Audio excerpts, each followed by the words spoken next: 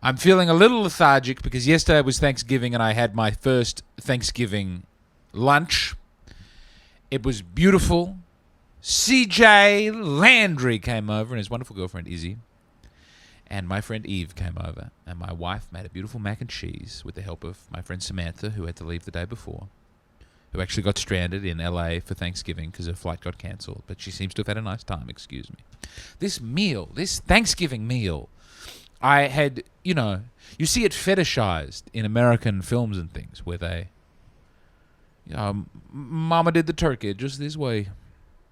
What ain't Thanksgiving if we don't have homemade cranberry sauce? Well, who's doing the yams?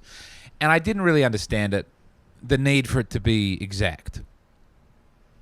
I get tradition, but the people only go on about Thanksgiving lunch that way. They don't go on about the 4th of July barbecue that way. It seems like you can have some innovations there, or they don't go on about even Christmas, Things for Christmas, but not the meal. The meal is the central Thanksgiving thing. And I'll say this as well.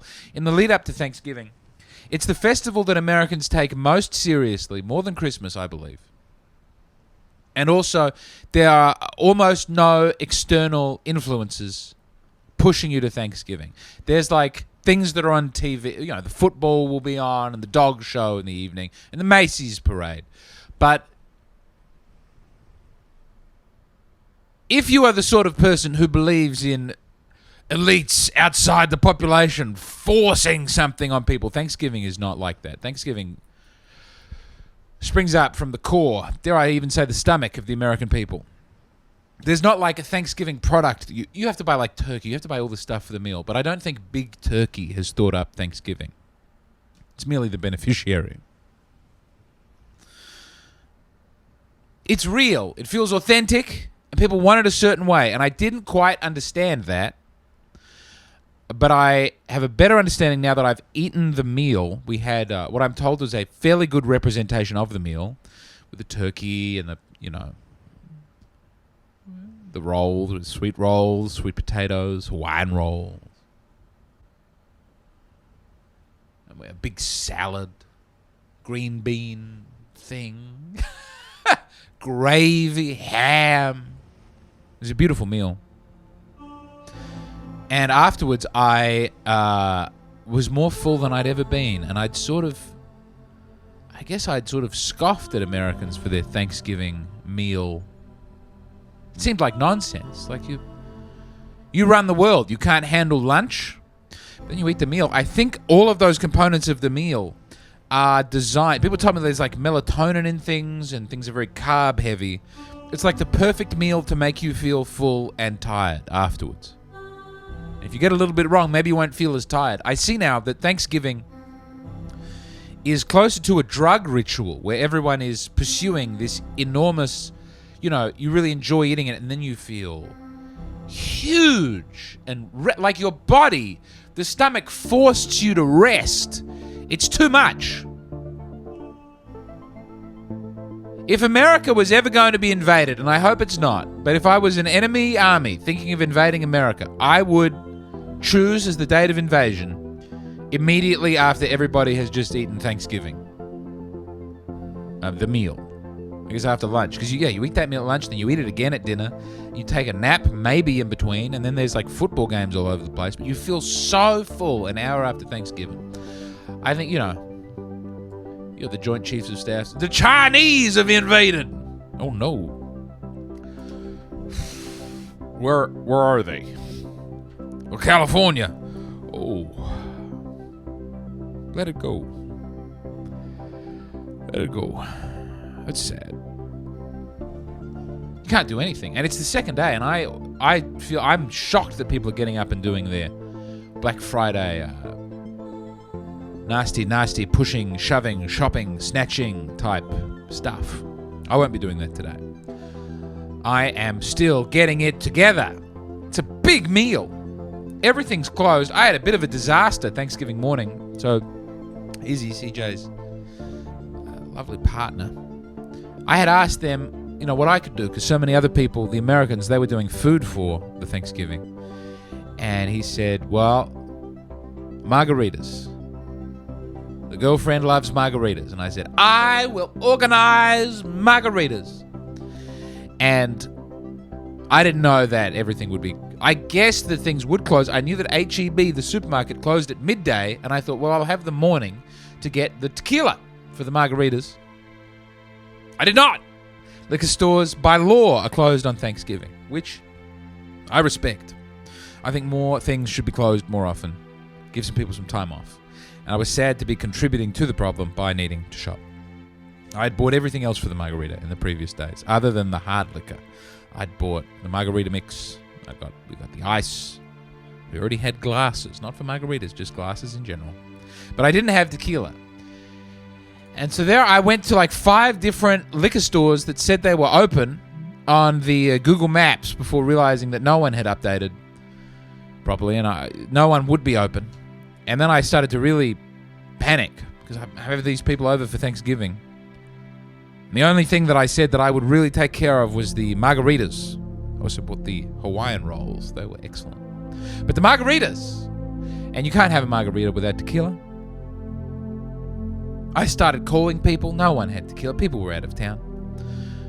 I thought, well, the Hispanics don't seem to celebrate Thanksgiving the same way that some of the other Americans do. You know, people who've got here quite recently, people who have wandered up across the border, Thanksgiving might not mean as much to them. I saw some food trucks open, and I thought, well, we'll find a food truck that does margaritas, and I'll just buy their bottle of tequila. We'll make a deal.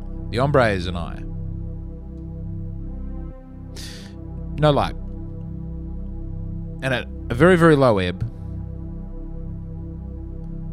got onto Matt McCusker, and I said, Matt, he said, I'm not in Austin. I'm away. He didn't say it like that. He said, hey, man, I'm away. Oh, I'm sorry, what's up? I said, I need tequila. And he said, oh, just go to my house. Pick up some, I've got a bottle of tequila. He had a bottle of beautiful tequila. I went into his house. His dogs greeted me so warmly. I don't want to give that away, but the dogs were very nice. They've met me before, so don't you find out where he lives, because the dogs will kill you. Big dogs, but lovely dogs for me. I loved it. I got the tequila. Nicer bottle of tequila. Over the phone when I was asking for tequila, Matt's darling wife Brittany said, do not mix it with anything. That is good tequila. And I said, can we make margaritas? And she said, okay. I love Thanksgiving. I love watching some of the parade. It looked very rainy and bleak in the parade. Dog show was fun. Got to watch that with the wife. Then everyone else went. And the kids were in bed, and we got to stay up playing a cooperative board game because we're fun people like that. And I got real rest. You get real rest. Your body forces you to rest. It's good. It's nice. I'm glad to be here in America. And I'd like to thank all of you on the James Donald Force Weekend. I'm sorry that I'm lethargic and slow today, but I'd like to thank you for getting me to America and for making this worthwhile. I arrived in this country with no social security number, not a lot of prospects, no job, no car, no bank account. I don't know if I said that. No money. In fact, negative money. In fact, yeah, I owed a lot of people money, and I have to start paying some of that back. Amos, I'm going to Venmo you today. And it's been a difficult. We moved here. We had to move house. We were without a house for a time. Some beautiful people who were in Japan, friends of a podcast listeners themselves. I'm sorry we don't get to spend more time. Hit me up. I apologize. It's been a busy year. My wife has suffered a lot. She's doing well today. She had a really nice Thanksgiving. And we got to have a friend over for a while, for a couple of weeks. Our dear friend Samantha. And that was so nice she was so helpful. And she got us back on our feet in many ways. I can't say thank you enough. Thank you!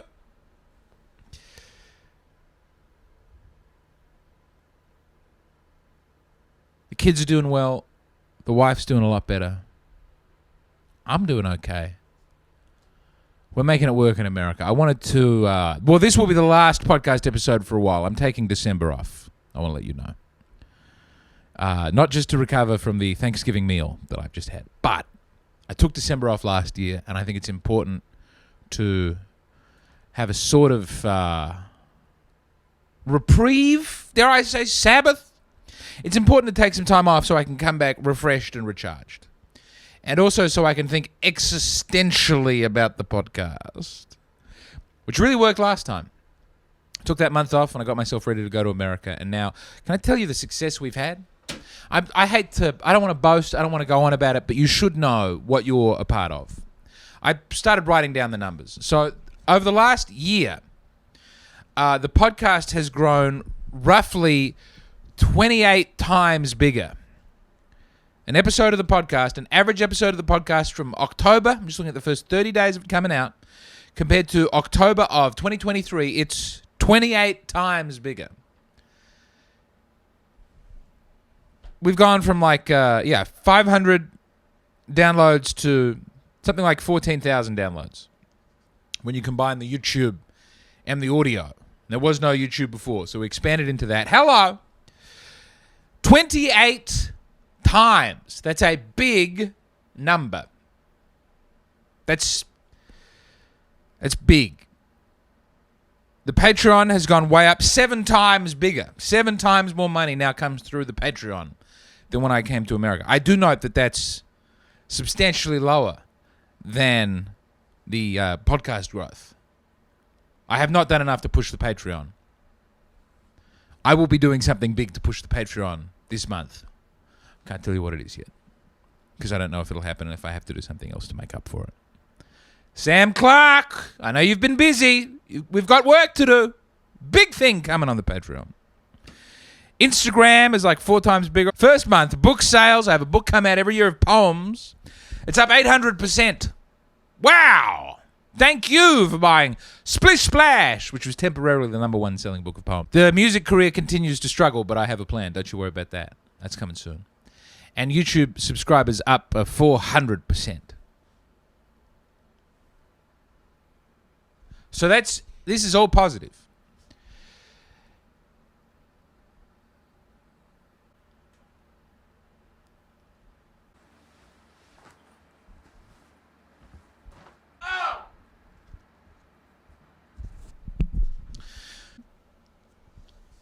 I'm getting a second wind now. First wind, really.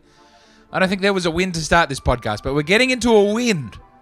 There are 2 ways success can destroy you. I say this all the time. This is my classic hip-hop, punk music difference. Both movements become successful. One dies. One thrives. What am I? You can either ruin your success by changing or by not changing. And the difference, because all success is different, you have to say, am I punk rock or am I hip hop? If you have hip hop and you just keep doing the same thing, that's great. You started out rapping about having no money. Now you're rapping about having a whole lot of money. And people can go with you on that journey. Punk music, you rap about being a poor degenerate. You don't rap, sing. Na. But then you have money and success. Not that I have money. Not that I have a huge amount of success. We're still a drop in the ocean of what we need to buy that boat. But those numbers are silly compared to where we were at. This is a real enterprise now. I see YouTubers do this. You know, they have low production values, and then they have a lot of viewers, and you think, well, hold on, this is now no longer you shooting it this way on a bad microphone with bad lighting and all these bad things because you have to. This almost feels disrespectful that we're all here together to support you and look at you, and you're not taking the time to make it good. It's punk rock. It's not hip hop. Do you understand what Anyway. So I have to rethink. It has to be rethought. Because I think increasingly there are too many people watching and supporting and viewing for me to keep it ramshackle. Because at some point, you're a man on his knees in shallow water, drowning himself and begging for help. No, we've done well at that. But it's time to lift up and be better. I'm shooting this on an old iPhone. I'm shooting this in a, Samantha got us this, which is nice. We've got these new lamps. Get rid of this old thing.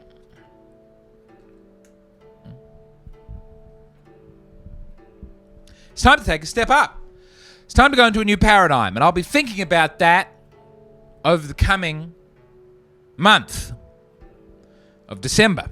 Visual stuff. People have commented, people who haven't come along for the full journey and maybe have dipped in and out. And one of them said, man, when you went to America, the aesthetic drops off significantly. I try not to read the comments, but I saw that one. And I thought, yeah, that's because Sam Clark's not here. That's because the man who is the visual component of my brain, my dear friend and wonderful helper, Sam Clark, who's so good at all that, isn't here. And it's me. And I need to figure out if I can get better at that or if I need someone to come in and help, because the joy that is brought by it being beautiful is substantial. I've tried to take a step up so that we could have multiple people on the podcast. I got a bigger recording machine. The other one could take 2 microphones. This one could take 4. And then regrettably, highly regrettably, this didn't work with GarageBand. So I had to get the trial. I've got a couple of weeks left for Logic Pro, which I barely know how to use. I hope this sounds all right. I'm finding it very difficult, and I need to take a step up. Now, the end point will be better. We'll be able to have more people on, and it'll sound better for you. There's some growing pains there. And it may require getting help. Punk rock, small, niche. Hip-hop, big, entourage. Team grows with you. No new naysayers. That must be considered. Because we have big things to get done for me to have a boat. Big things. The board game. Samantha, my old boss, is now head of making the board game. Her partner, Nick, wonderful Nick, great stop motion animator, very creative man. We're reaching out to him. Nick, you're a Patreon. Hello. We haven't spoken about this yet, but I spoke about it with Sam, and she said she spoke about it with you. We're going to make this work. I think a board game. Doing the special. I thought, well, I'll just film my own special. And I thought, James, you can't be behind the camera and on stage at the same time. Well, I'll take money, I'll buy cameras, and I'll pay a man on the street. No, you get a production company. You get someone who does this. I wanted to get Sam Clark to come over and do it. It was too hard with timing and visas. I found some people in America. I'm talking to this weekend about shooting the special. I'm finding the best people. I looked at a lot of specials that have been shot at the comedy mothership where I'll be doing the special, and I've just found the best people, the people who do the audio right, who do the visual right, who effing get it. We work with the best. Sandwich shop, I've got some great ideas about, but that plan's on the back burner until we finish the movie. At the moment, it's hard to make this into content, and when we actually start making the movie, I don't know what we'll do, but we've started getting money in for the movie, and we're starting to get people record their audition tapes to cast the movie. It's happening. We're really making a movie. We have enough money now that we can make the movie. The difference is if we want to make the movie we want to make, but we could make a movie. So next year, in the middle of the year, I will be leaving America with the family. I will be going to Australia for several months. And as well as probably doing a new comedy tour. Whoa. I will be making a movie. I'll be directing a movie. I don't want to be in it. People are pushing me to be in it. I don't want to be in it. I don't act well. Writer-director. Sam Clark doing the full visual spectrum of stuff. I'll have input, but he is the man. I love Sam Clark, and I miss him so much. The fashion house might have to wait. I'm going to go and talk to Blondie. Getting some huge interviews. Graphic novel. I'm meeting this week about starting that up. Turning Wimbledog into a graphic novel. We've written Wimbledog. The script's done. I think it's going to be a great live-action movie. Perhaps on the road to that. It could be great. But I've already written it. I can't draw it.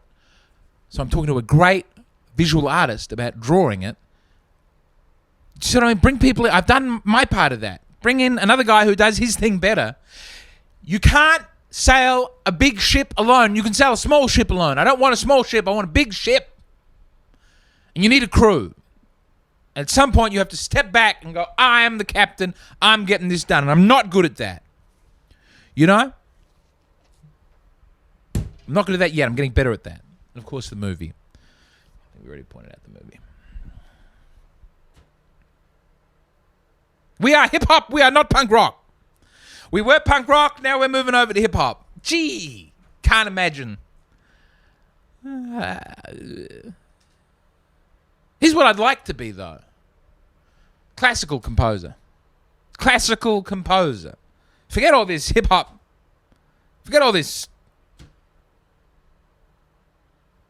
punk, rock and roll, Ramones, sniff and glue type nonsense. I'm Beethoven.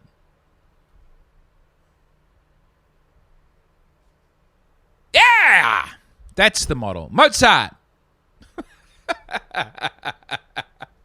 Obviously, my musical compositions don't rival theirs. My musical compositions are very bad.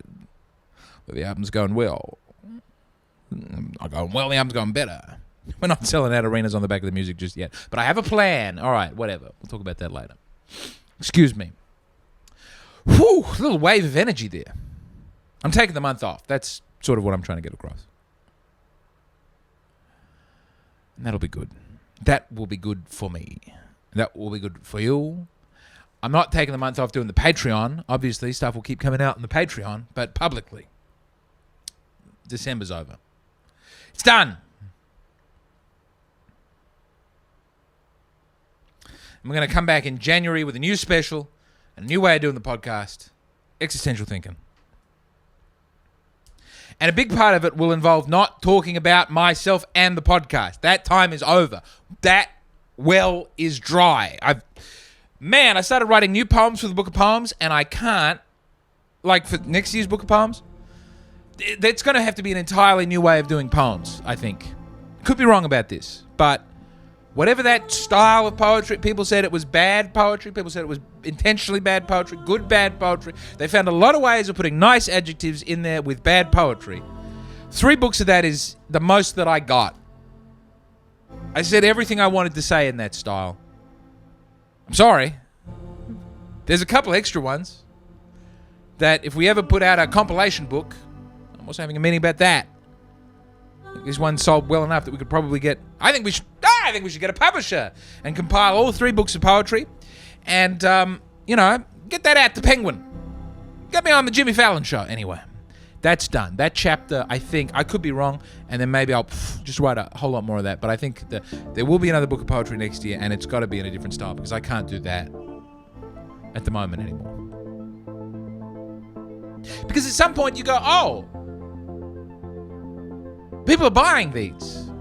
350 people in a month buy the new Book of Poems. Excuse me, I've become erratic. Wow. Wow. You know, they deserve something good and beautiful.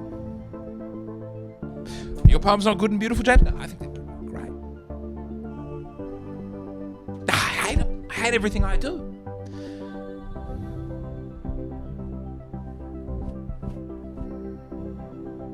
Anyway, this self-referential stuff, it's nonsense. It's over. It's finished. It's in the past. It will not be with us. If I can help it. See how much I can help it moving into the future. Because it's undergraduate. Oh, what have I done? I've kicked that out. Yeah, I'm ready to become graduate. No more undergraduate. Now it's all graduate. There are great people out there. They have a right to be used. I have a right to use them. We should use each other in a big, beautiful using ceremony. It's hard. It's hard to make that step. I'm not treating the ADHD. I am going to do more exercise. All right. Excuse me. I'm thinking in big terms here. I'm just thinking about, what can I do? What would be good for you? I want it to be good. I want people to be able to sit down and go, yes, yes, That's good. There was a rat dying out front of my house yesterday. I didn't know what was happening. It didn't move. It was moving just a little bit. And it was during Thanksgiving, and then there's a rat outside my door. A very cute rat. It was really cute, and I don't know if it had been poisoned or whatever, but it was in bad shape. And it was right by the door, and the kids couldn't go outside and play because they'd interfere with the rat. So I had to... Some people said, put it out of its misery. And they said it sort of like obliquely. Like no one actually thought, go and hit that rat. Go kill that rat now.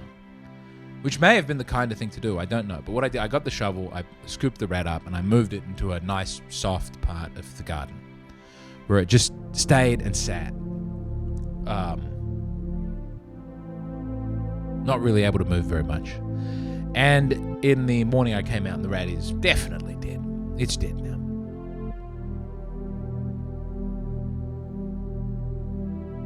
And then we saw a woodpecker or a blue jay. We don't know what it was. But just after I went and confirmed the rat was dead, and I was sitting with my wife having a coffee, and we saw a beautiful bird in the tree pecking away. I have to dispose of this rat now. I don't think I've ever seen a rat. They're big. I've seen a lot of mice, but it's cute. It's a cute rat. Apparently really smart. I wouldn't say no to having a pet rat. I was sad. I'm sad it died. The blue jay was very beautiful. The cold's coming in.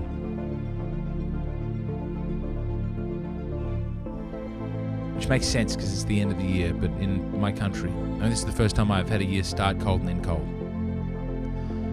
Usually it starts hot and ends hot, and it's cold in the middle, and that doesn't make any poetic sense at all. But for it to start in bleak, dark, difficult, and end in that, and have a sunshine of your life, and you map your own years onto that.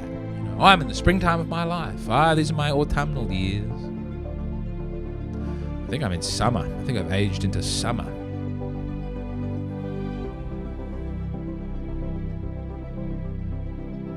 The day, the year, the menstrual cycle. It's all beginning and end. Cycles.